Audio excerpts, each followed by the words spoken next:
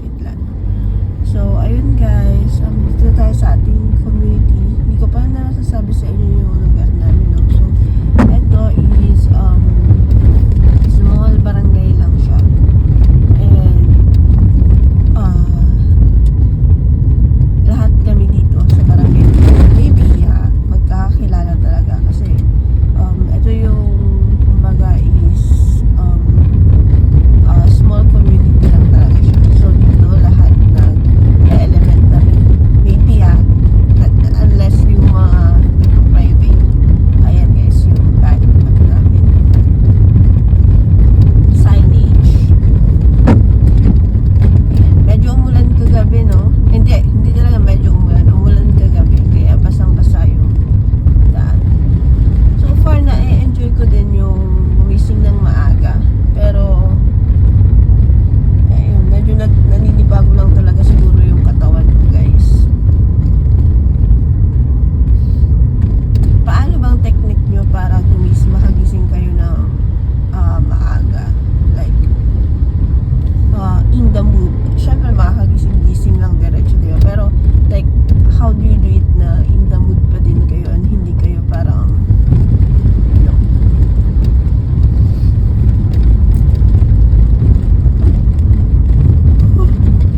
bumili ng pandesal kasi usually may pandesal na dumadaan dito. So gusto kong bumili kasi wala akong nadalang pera. Hindi ako nakapagdala ng pera.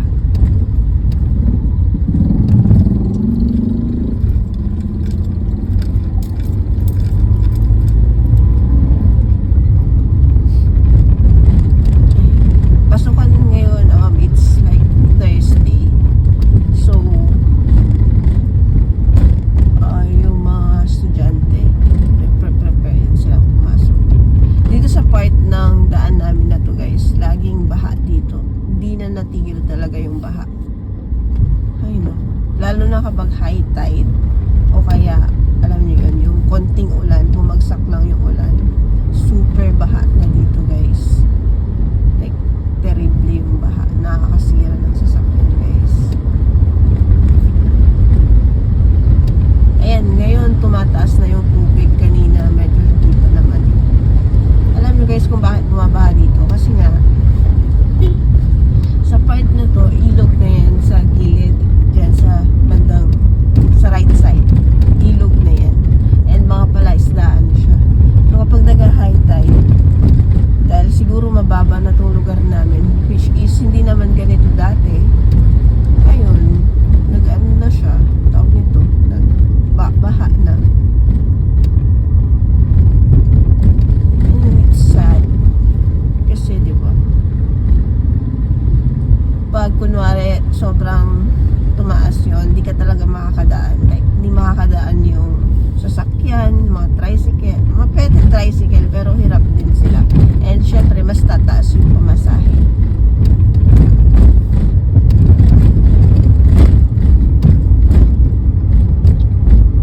Ayun guys. So, siguro talaga kailangan ko ng matinding routine para discipline din. Para masundan ko tong routine na to. Like, masundan ko siya na sobrang okay na okay.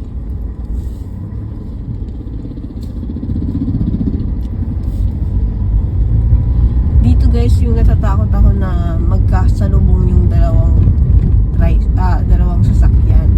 Kasi natatakot akong malalaglag dito sa mga gutters. Say for example, ayan, may tricycle tayong kasalubong. Gusto ko na lang gumilid. Like super gilid kasi natatakot akong malaglag ako.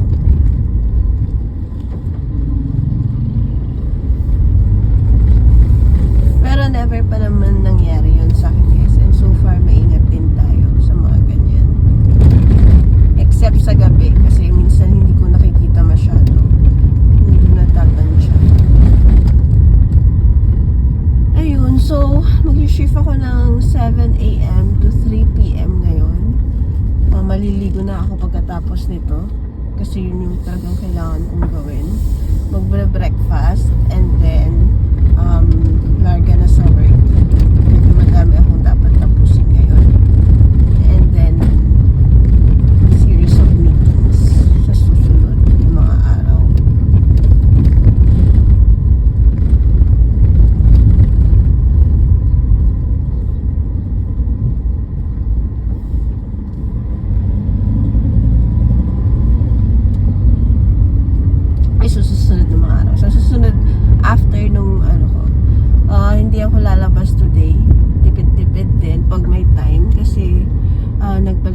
kagahapon and medyo napunta dun yung budget ko. So, sa general cleaning. So, sobrang daming ginawa ni Ate Joy. So, ano siya, medyo malaki din yung naibayad ko sa kanya. Kaya, hindi ako mag-ano ngayon. Hindi ako lalabas. Next time na lang ulit.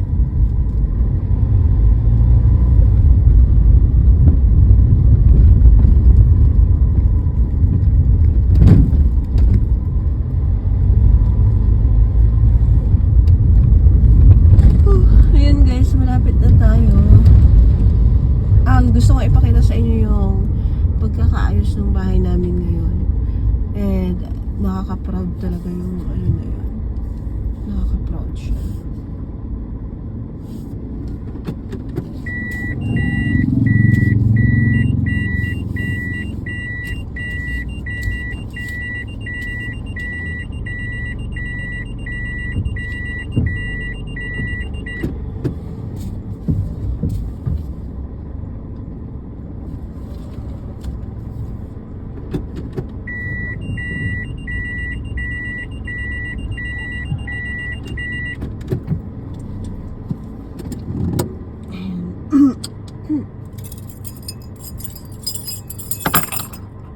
Okay guys, so nandito na tayo sa bahay namin.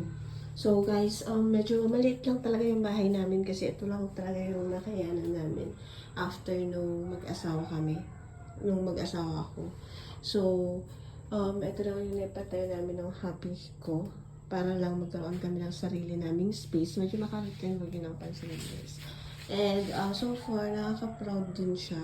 So, mini kusina lang talaga. Ito ko kayo. So, dyan yung kainan namin. Ayan. And then, basta pagpasok nyo, kusina na yan kaagad. And then, dyan yung CR. Ayan. And then, dito yung lutuan namin. Eto guys, walang space to dati. Mali yung pagkakagawa ko. Pero ngayon guys, ayan na siya. Inusog ko na lang siya dyan. Ayan. Super, ako dyan. Happy ako dun sa naging outcome niya. So guys, ligo muna ako ha. Tawag nito. Liligo muna ako. And then, ayun, balikan ko kayo mamaya.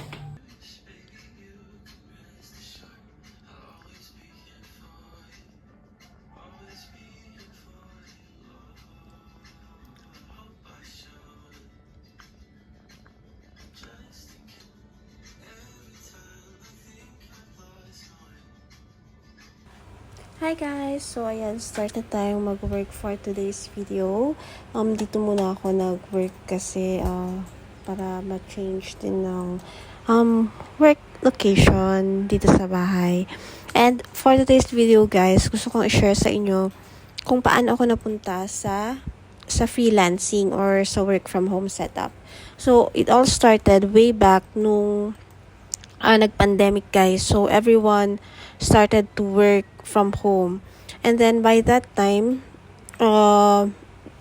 na-employ na ako within my full-time work, no? Kasi dati based sa office kami. And then, ginawa lang na work from home nung nag-pandemic.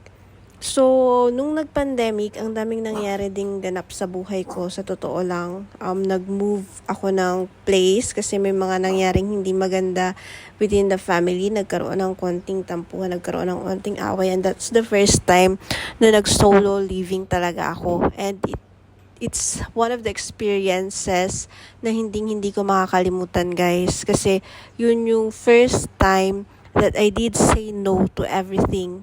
And that I did stood up for myself.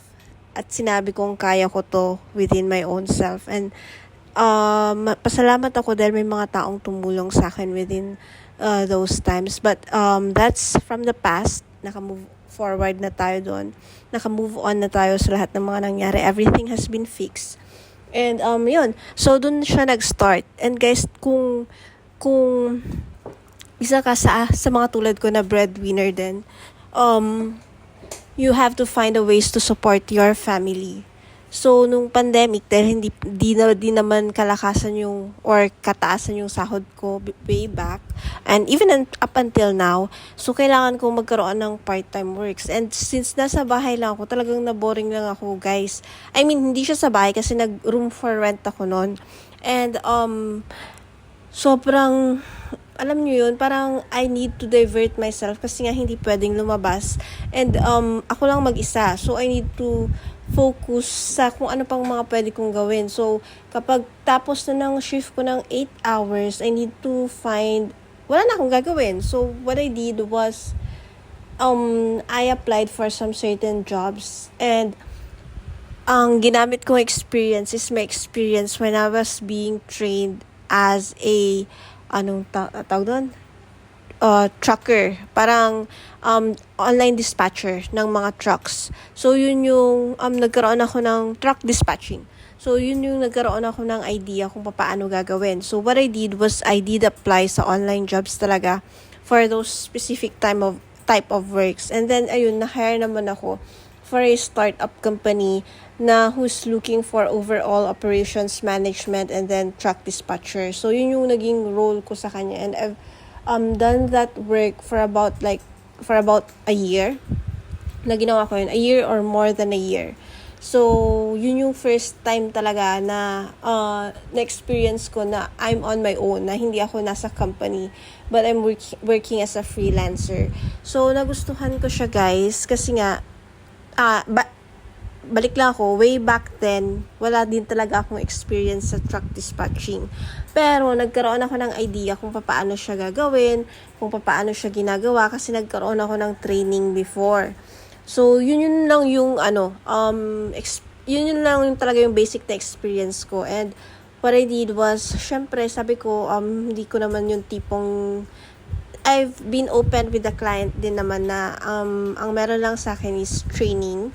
I know the basics. I know what are the types of trucks. I know kung paano kumuha ng loads. I know kung paano mag-check ng mga loads sa mga load boards. So, yun. Hanggang sa doon na nag-start. And after that one, kasi parang naghahanap pa ako ng ibang experience ulit. And after no, nagpahinga ako saglit. So, this one, guys, nasa full-time ako tapos 2 hours ako or 4 hours dun sa dispatching na yon. And night shift yon. So, tiniis ko muna yun, guys. As in, nag-work talaga ako ng night shift. And medyo mahirap siya. And then, after nung pandemic, nung nakauwi na ako sa bahay, since yun nga, breadwinner ako, I need to be very resourceful sa kung anong mga gagawin kong trabaho. Sa kung paano ko kikita. Even up until now. So, I did apply for another, ano nga bang next job ko nun? Nag-truck dispatching pa din ako. Kasi lumipat na ako noon after dito sa bahay namin. Dito sa bahay ng tatay ko. Which is hindi pa ako married noon. So, lumipat na ako dito. And since yun nga, sinusuportahan ko yung mga pamangkin ko and everyone from home. Kaya, naghanap ako ulit ng part-time ko. And that one is yung trucking din na 4 hours of work. And night shift talaga siya. Guys, medyo nahirapan talaga ako. Pero nairaos ko din yun for about 2 years. So, 2 years yun, guys, na ginawa ko. And, to be honest, financial-wise, talagang medyo nag-okay yung financial status ko noon. Kasi sa trucking, very generous sila. Kapag, kunwari, you are doing a good job, talagang you are also being compensated towards the things na nagagawa mo, except doon sa usual mong ginagawa. So, usual mong sahod. So, yun. Nakatulong din talaga sa akin yun na magkaroon ng part-time work. Pero, alam ko, masama yun sa katawan ko and masama yun sa health. But then, yeah, it helped me. So, after nun, guys, nagpahinga muna ako. So, And then, nag-apply ako ulit. Eto na lang recent na lang. Kasi nag-iipon, nakilala ko na yung boyfriend ko noon. And medyo nag-iipon na din kami para sa wedding. So, kailangan kong syempre, side hustles na naman. So, mag-asawa na kami. Tama ba? Hindi ko alam kung mag-asawa na kami noon. Oo. Mag-asawa na pala kami noon, guys. Kasi, yun na yung lumipat din kami ng bahay nila. And since nasa bahay nila kami, medyo kailangan kong gumawa pa ng other things. Nag-resign na din ako nun dun sa sa previous kong work, which is trucking. And then, ayun, sa next kwento ko na lang yun. Kwento, guys, no? Para for now, magmerienda muna tayo ng pansit canton. Ayan. Pero yeah, do tune in dun sa kwento ko na yon after, kasi it's also a good story to share on my virtual freelancing journey. So, relax muna tayo, guys, kasi at that time, naantay ko na yung hubby ko para makauwi na siya and susunduin ko na siya. So, guys, yung next part ng video, hindi ko natapos yung video, but hopefully, I'll get better the next time. So, thank you guys for watching. Hi guys! So, ayan, face reveal tayo ng onte. Ano ng oras? 7:33 na. So, it's time para sumundo. Mag-seatbelt pa din tayo. Alam mo, hindi ako masyado nag-seatbelt kapag andito ako sa dito lang naman kasi ito sa may barangay namin, pero nakakaya naman since may pa-face reveal tayo today. So, wear natin yung seatbelt. Kasi yan din naman talaga yung tama.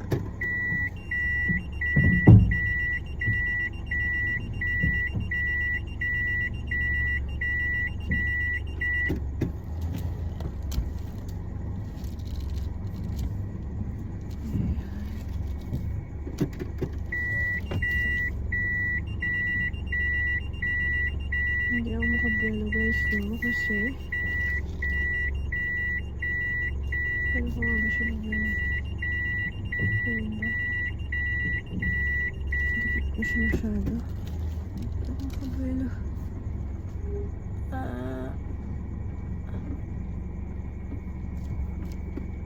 Kulang pa.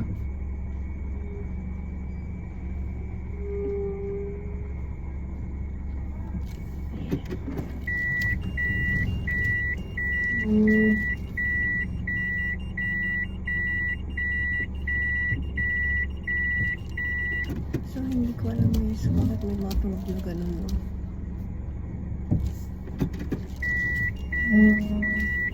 Ganun.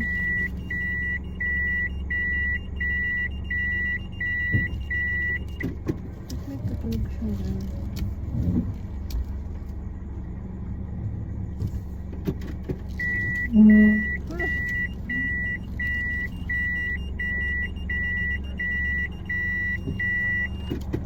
Wait lang. Kasi ito.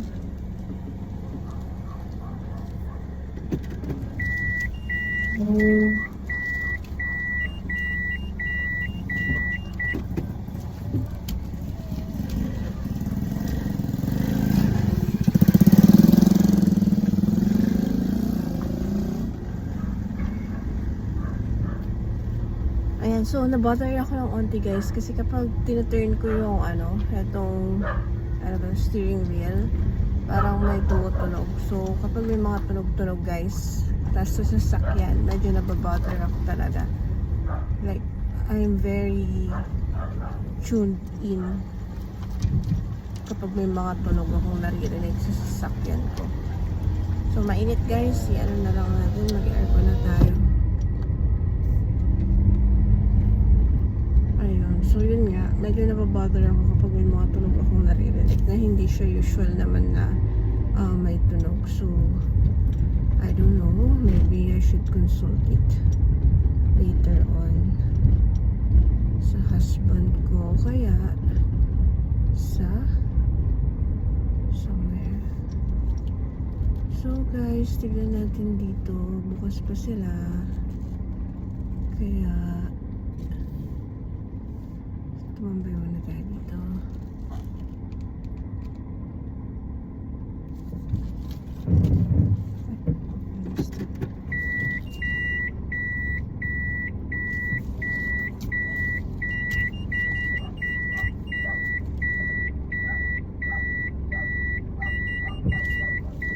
Make sure na hindi tayo nakakabala at nakakaharang sa mga dadaan.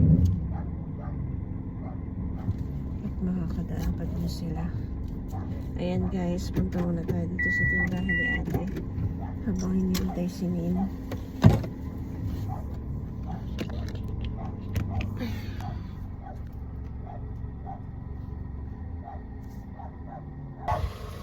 Dumaan na tayo dito sa tindahan ni ate. Yan si ate. Pabiling ate.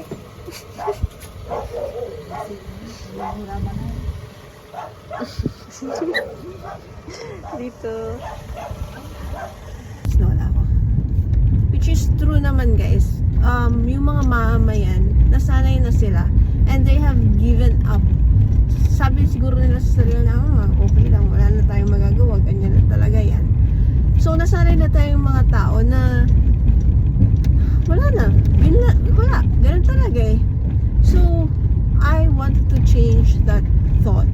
And, guys, hindi naman kailangan nakikirali ka sa EDSA para maiparating mo na nakikiisa ka sa paglaban sa korupsyon, no? O with all the flood control projects na nakikita natin sa news. So, hindi naman kailangan na pumunta ka ng EDSA para makipag-rally ka. But on your own terms, on your own means, on your simple means, and makita mo lang na mga ganitong projects na may mali, you should call out whoever is responsible. Kung si kapitan naman yan, si kapitan, or kung sino man. And I believe na it starts within your community, guys, diba? Yung concern would always be starting to your community. And kung may nakita kang mali sa projects na ginagawa, or call them out. Kasi din naman in the long run, they will thank you kasi nga, or baka kung hindi ka nila pasalamatan at kagalitan ka nila, bakit naman sila magagalit, diba? Since you are just being true to what you think and to what you feel. And alam nyo guys, so yun, I posted a long post for that one, and no one dared to respond or reply to that post, which is kind of saddens me kasi kung sakali man, I'm pretty sure na nabasa yun ng madami, but it seems like baka mali, ewan ko, baka mali ako, though I really try as much as I can na maging polite, to be like professional in the way that I call them out. Hindi ako ng away, or hindi ko sinabing, may kinurakot to, ganon. No, I did not say anything against them. It's just a fact na yung sinabi ko, and I just asked them to check the project kasi may mali dun sa ginagawa. And yun yung nangyari, and it just saddens me kasi nga I did not, ang in-expect ko would be like someone from the barangay team to say na